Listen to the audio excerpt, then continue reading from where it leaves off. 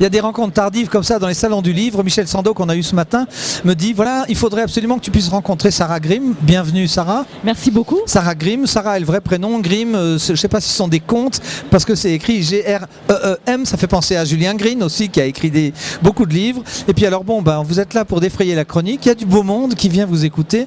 Publicité pour adultes, tome 1, publicité pour adultes, tome 2. On va y aller directement, c'est du roman entre guillemets érotique, même on retire les guillemets, hein. C'est du roman érotique. Alors je suis cataloguée, donc effectivement mes écrits sont catalogués de romans en tant que romans érotiques. Moi j'aime les appeler des romans hybrides, quelque part. Parce que comme les moteurs, oui. C'est un peu ça, donc c'est vraiment pas mal. Donc hybride parce que il n'y a pas vraiment de romance, il n'y a pas vraiment d'érotisme, il y a un message que j'essaye de faire passer. Et ça donne tout un melting pot. Donc c'est ni érotique, ni romancé, ni une critique de la société, c'est un peu de tout. Ce sont des aventures de gens. Exactement. Auxquels il arrive des choses, des moments érotiques, exactement, comme tout le monde. Exactement, sur le lieu du travail. Sur le lieu du travail, parce qu'autrement c'est pas drôle. Hein. Normalement, le postulat c'est no sex at job. Oui. Mais en l'occurrence, on sait que ça marche. En théorie.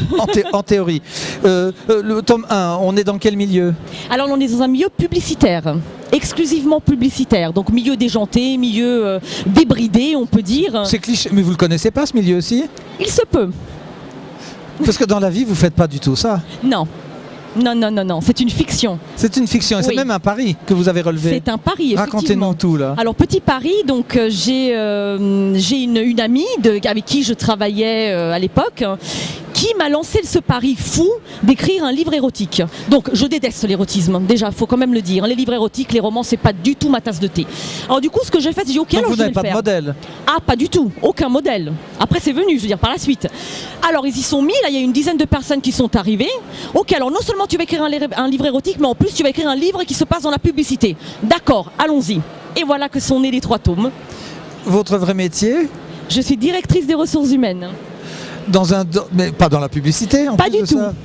Pas du tout. Vous arrivez, quand vous écrivez ça, vous prend combien de temps à écrire un pavé comme ça? Un pavé comme ça, alors à l'écrire de manière fluide, au niveau kilométrique, c'est entre 3 et 6 mois. Au niveau correction, il y a à peu près une année et demie de correction. J'aime prendre mon temps.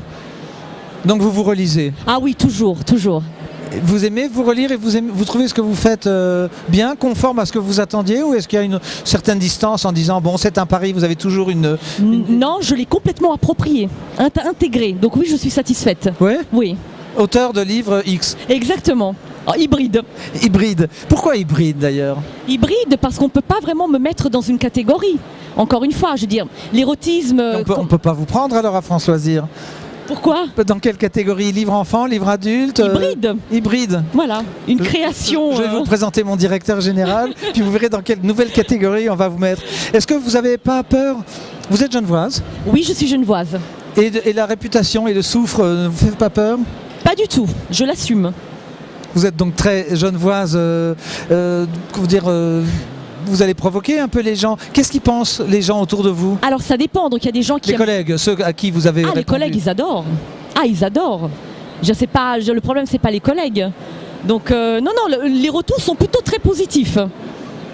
Donc et je l'assume totalement. Les retours des médias et les gens que vous rencontrez ici? Les blogueurs, donc youtubeurs aussi, donc c'est des retours qui sont très positifs aussi. Parce qu'effectivement, ça ressemble à rien, je veux dire, de ce qu'on connaît. Oui, là, vous me comment est-ce qu'on dit? Vous me prenez de court. Encore une question. Lorsque vous aurez fait quoi? Il y en aura 3 là? Il y en aura 3. Le 3e est en cours de finalisation. On va s'identifier à des personnages et des héros, des vrais héros? Oh que oui. Oh que oui? Oh que oui. Ils sont vilains? Il y en a certains qui sont vilains, il y en a certains qui sont très bien. Mais ils ont tous une part d'obscurité et de lumière. Donc c'est classique dans la littérature, ça, non? Oui. Mais mon personnage principal n'est pas forcément très attachant, vous voyez ce que je veux dire? Ah, c'est un vilain? C'est un vilain. Un loser? Oui, un loser, mais il a quand même cette part de lumière, il essaye de la faire ressortir. Et c'est l'amour, la part de lumière, ou c'est la nuit, ça? Je pense, l'amour, c'est la part de lumière, effectivement.